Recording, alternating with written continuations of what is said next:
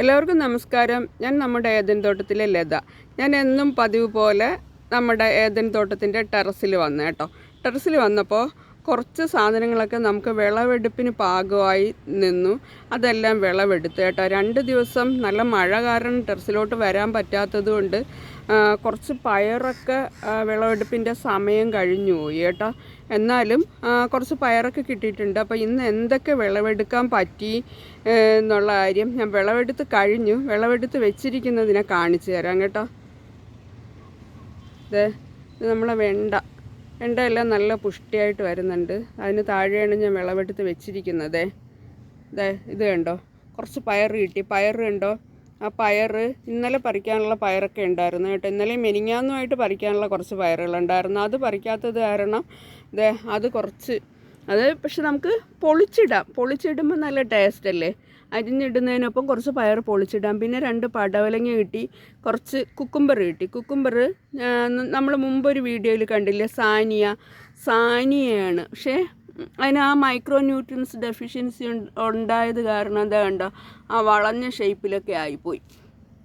പിന്നെ 2 dragon fruit കിട്ടി, 2 ചുമന്ന വെണ്ടയ്ക്ക കിട്ടി, കുറച്ച് കത്തിരിക്ക കിട്ടി. അപ്പോൾ നമുക്ക് ഇതൊക്കെ ധാരാളമല്ലേ. പിന്നെ 2 പടവലങ്ങ, അത് ബേബി പടവലമാണ് കേട്ടോ. നമ്മൾ ഈ അടുക്കള തോട്ടങ്ങളിലൊക്കെ ചെയ്യുമ്പം ബേബി പടവലം ചെയ്യുന്നതാണ് നല്ലത്. അപ്പോൾ നമുക്ക് വലിയ വലിപ്പത്തിലുള്ള പടവലങ്ങയൊക്കെ കിട്ടിക്കഴിഞ്ഞാൽ വേസ്റ്റ് ആവും. സെയിലിനായിരുന്നാലും ബേബി പടവലമാണ് ഇപ്പോഴത്തെ സാഹചര്യങ്ങളിൽ നല്ലത്. വലിയ പടവലങ്ങയൊന്നും വാങ്ങാൻ ആരും തയ്യാറല്ല. ചെറിയ പടവലങ്ങയ്ക്കാവുമ്പോൾ ഡിമാൻഡും ഉണ്ട്. കാര്യം ഒരു പടവലങ്ങ എന്നൊക്കെ പറയുമ്പോൾ പടവലങ്ങ മാത്രമായിട്ട് വയ്ക്കുന്നവർക്ക് ഒരു കുഞ്ഞു പടവലങ്ങയൊക്കെ കിട്ടിക്കഴിഞ്ഞാൽ ഒരു ദിവസത്തേക്ക്. അല്ലെന്നുണ്ടെങ്കിൽ നമുക്ക് മറ്റുള്ള കറികളിലൊക്കെ ഇടാനാണെന്നുണ്ടെങ്കിൽ അവിയൽ, സാമ്പാർ, അതിനൊക്കെ ആണെങ്കിൽ ഇതിൻ്റെയൊക്കെ ഒരു 3-1 പീസൊക്കെ മതിയാവുമല്ലോ ഒരു ചെറിയ ഫാമിലിക്ക്. അപ്പോൾ എപ്പോഴും അടുക്കള തോട്ടങ്ങളിൽ കൃഷി ചെയ്യുന്നവർ ബേബി പടവലം കൃഷി ചെയ്യാൻ നോക്കുന്നതാണ് നല്ലത്. ഇന്നിപ്പോൾ ഞാൻ ഹാപ്പിയാണ്. ഇത്രയും സാധനം കിട്ടിയില്ലേ നമ്മുടെ ടെറസിൽ. പിന്നെ 2 ഡ്രാഗൺ ഫ്രൂട്ട് നമുക്ക് കട്ട് ചെയ്ത് കഴിക്കുകയോ അല്ലെങ്കിൽ ജ്യൂസ് ആക്കുകയൊക്കെ ചെയ്യാം. നല്ല ടേസ്റ്റുള്ള ഡ്രാഗൺ ഫ്രൂട്ടാണ് നമ്മുടെ ഏദൻ തോട്ടത്തിൻ്റെ ടെറസിൽ. നമ്മുടെ ആദ്യത്തെ വീഡിയോ നമ്മുടെ ചാനലിൽ വീഡിയോ ഇട്ട് തുടങ്ങിയപ്പോൾ ആദ്യമായിട്ട് ഞാൻ ചെയ്തതും ഡ്രാഗൺ ഫ്രൂട്ടിൻ്റെ വീഡിയോ ആയിരുന്നു. എല്ലാവരും നല്ലപോലെ ഇഷ്ടപ്പെട്ട നല്ലൊരു വീഡിയോ ആയിരുന്നു. ധാരാളം പേര് ഇപ്പോഴും അത് കണ്ടുകൊണ്ടിരിക്കുകയാണ് കേട്ടോ. അപ്പോൾ ഇന്നത്തെ വിളവെടുപ്പ് വീഡിയോ എല്ലാവർക്കും ഇഷ്ടമായില്ലേ?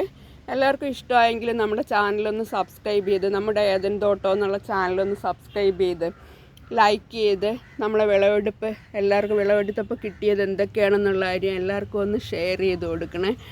നമ്മുടെ വീഡിയോ സബ്സ്ക്രൈബ് ചെയ്യാതെ കാണുന്നവർ ഒന്ന് സബ്സ്ക്രൈബ് ചെയ്ത് ആ ബെൽ ബട്ടണൊന്ന് പ്രസ് ചെയ്തിട്ടേ ആ ഓൾ എന്നുള്ള ഓപ്ഷൻ കൂടെ ഒന്ന് ക്ലിക്ക് ചെയ്തേക്ക് കേട്ടോ. അപ്പം നമ്മുടെ വിളവെടുപ്പ് കാഴ്ചകളും കൃഷി കാഴ്ചകളും കുഞ്ഞു കൃഷി വിശേഷങ്ങളും നമ്മൾ വീഡിയോ അപ്ലോഡ് ചെയ്യുമ്പം തന്നെ നിങ്ങൾക്ക് കാണാൻ കഴിയും. അപ്പോൾ ഇന്നത്തേക്ക് ബായ്. അടുത്തൊരു വീഡിയോയിൽ നമുക്ക് വീണ്ടും കാണാം കേട്ടോ.